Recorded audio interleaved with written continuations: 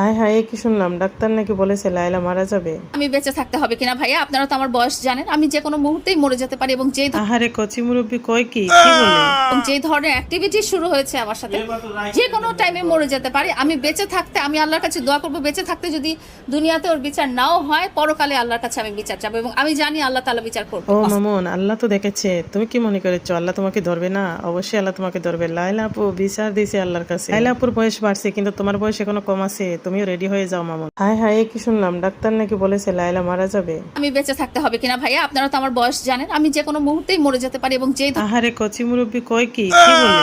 যে ধরনের অ্যাক্টিভিটি শুরু হয়েছে আমার সাথে, যে কোনো টাইমে মরে যেতে পারি। আমি বেঁচে থাকতে আমি আল্লাহর কাছে দোয়া করবো, বেঁচে থাকতে যদি দুনিয়াতে ওর বিচার নাও হয়, পরকালে আল্লাহর কাছে আমি বিচার চাবো এবং আমি জানি আল্লাহ তাআলা বিচার করবে। ও মামুন, আল্লাহ তো দেখেছে। তুমি কি মনে করেছো আল্লাহ তোমাকে ধরবে না? অবশ্যই আল্লাহ তোমাকে ধরবে। লায়লা আপু বিচার দিয়েছে আল্লাহর কাছে। লায়লা আপুর বয়স বাড়ছে কিন্তু তোমার বয়স এখনো কম আছে। তুমিও রেডি হয়ে যাও মামুন।